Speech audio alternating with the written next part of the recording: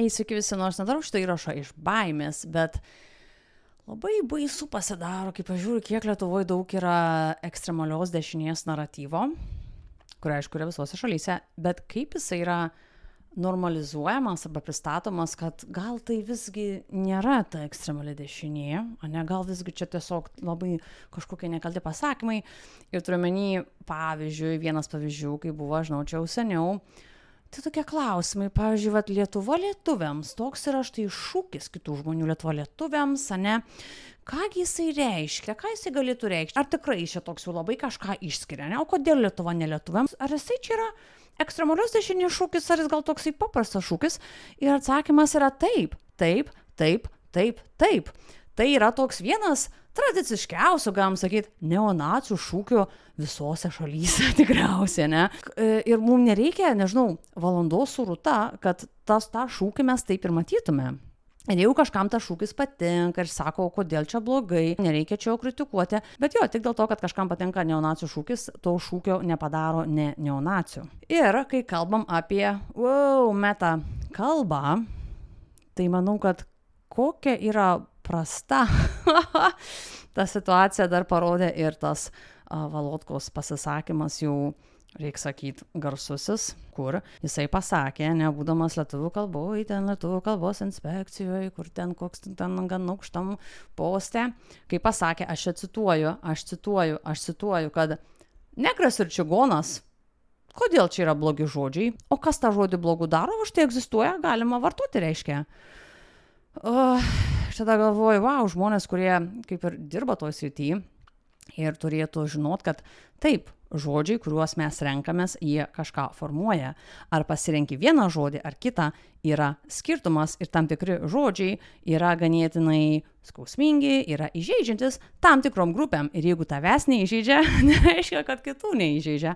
Pavyzdžiui, ne? Ir tokius pasisakymus girdėt, aš tiesiog noriu pasakyti, kad jeigu kas nors pažįstat Valotką, tu pasakykit jam, kad šiandien yra 2026 metai, kad vėlgi cituoju, negras ir čigonas nėra žodžiai.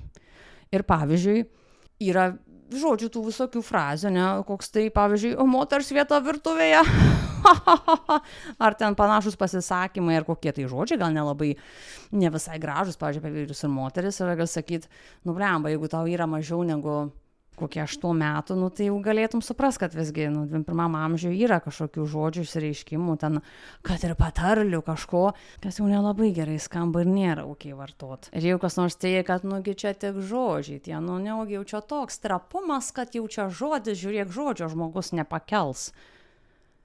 Tie žodžiai visgi kūrė kažkokią realybę, tie žodžiai, ypač kai mes apibūdinam gal kitus žmonės, kurie, pavyzdžiui, kitaip atrodo negu mes.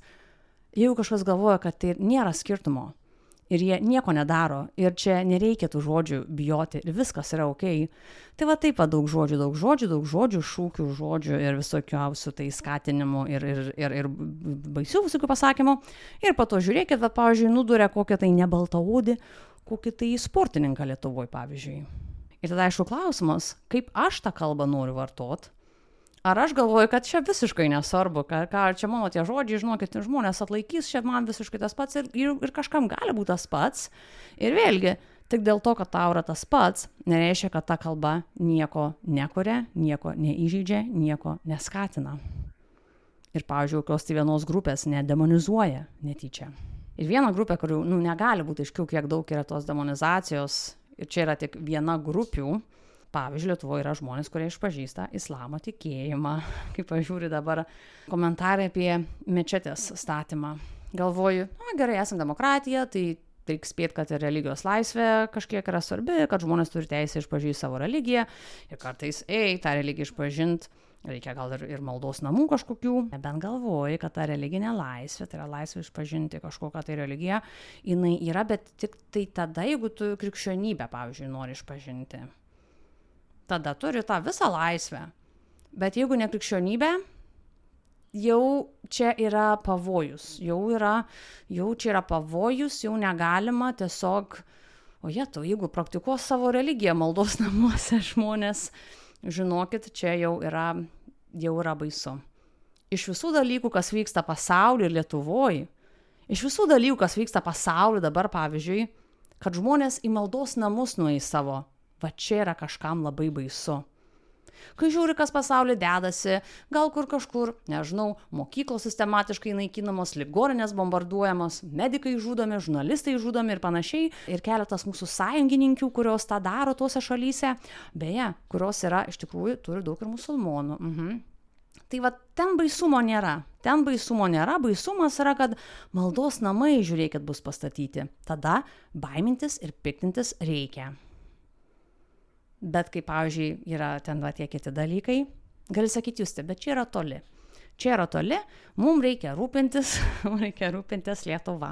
Ir manau, kad tas susirūpinimas apie Lietuvą, jūs ateitį, eina iš kelių dalykų, tai vienas, ta labai aiškiai islamofobija, o kitas yra, manau, toks, pati neseniai galvojau apie tą valstybės suvokimą ir galvoju, blemba, kai augi, kai esi vaikas Lietuvoje, arba bent jau kažkokiai grupiai Lietuvos žmonių, tikrai gali galvoti, kad, šalis reiškia visi žmonės yra kaip tu, maždaug atrodo kaip tu, kalba kaip tu ir dar tavo bus religija oficiali, irgi visų turi būti vienoda ir tiesiog kuo vienodžiau, tuo reiškia labiau, vienos šalies yra piliečiai.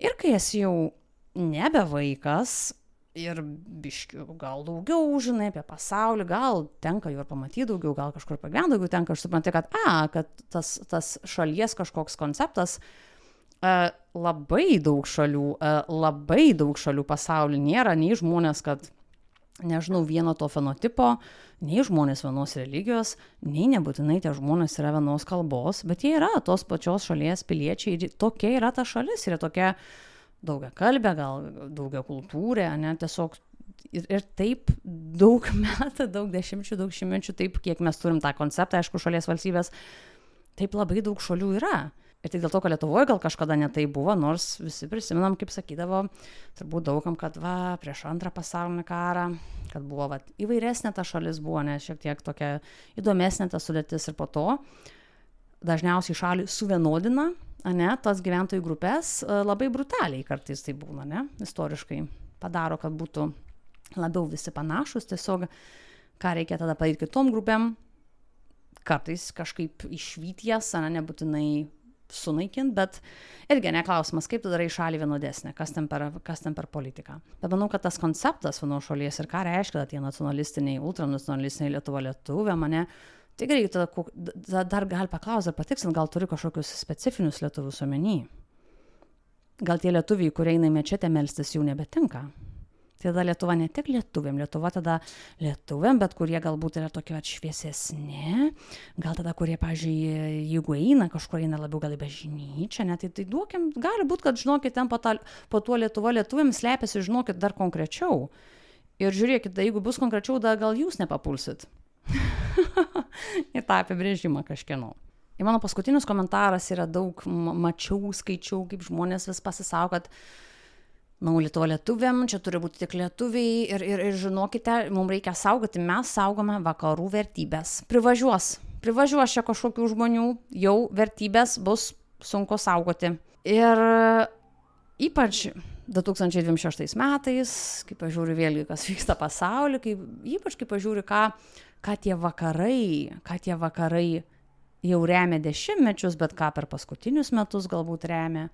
Galbūt tai remia žmonių naikinimą, pavyzdžiui, galbūt tai remia masinį vaikų žudymą, galbūt tai remia medikų kankinimus kalėjimuose, galbūt tai remia greitųjų bombardavimus, galbūt tai remia mokyklų bombardavimus ir panašiai.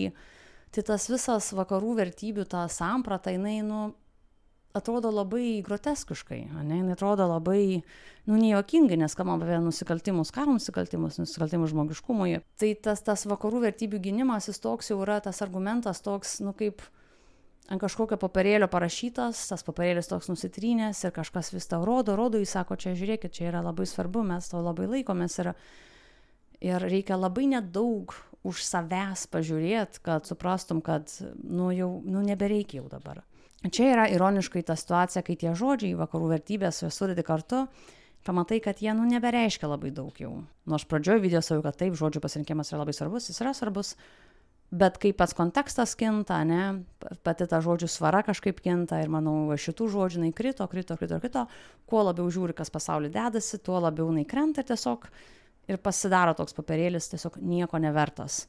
Ir manau, ant viršaus visko dar yra ta tokia kita kaina, kad kokias tu ten tas vertybės begalvoji, kad turi ir saugai galbūt nuo kitų religijų. Ir tada gali klausti, aišku, o Juste, o tau patiktų, jeigu čia būtų kitų religijų žmonės, ar tau patiktų? Ir aš sakyčiau, aš esu gyvenus krikščioniškose šalyse, esu gyvenus musulmoniškose šalyse, esu gyvenus vienoje budistiniai valstybei.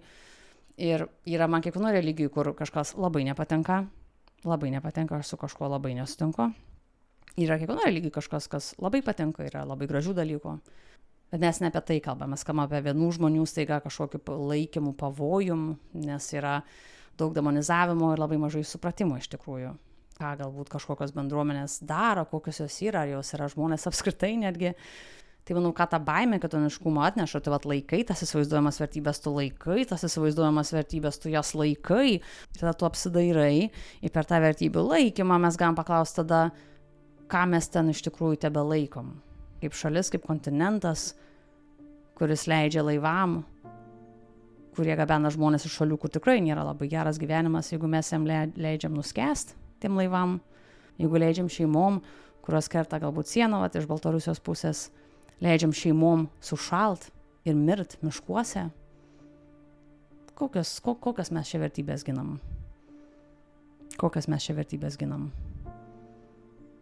Ir jeigu galvojam, kad ką mes begintume, tas vertybės sudrebins kokią tai naują mečetę, ir kad, pavyzdžiui, neleist mečetę pastatyti, čia bus vertybių saugojimas, o ne kai šeimos miršta miškuose nuo šalčio.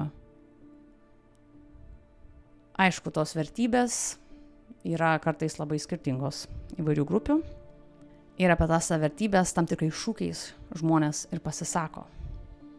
Tai kai kuriuos šūkius yra labai nemalonu girdėti, yra labai baisu girdėti iš tikrųjų.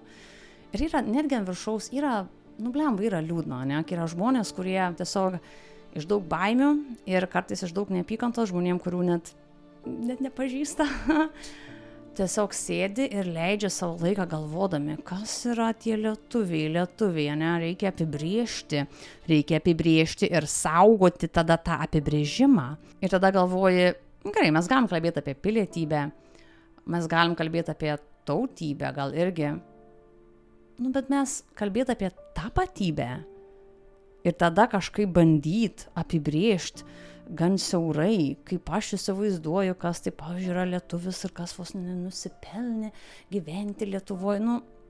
Tai yra labai kažkoks liūdnas darbas, kur kažkas savo prisima iš tų baimių ir iš tos neapykantos, kur yra formuojama vėlgi konkrečiais šūkiais ir žodžiais.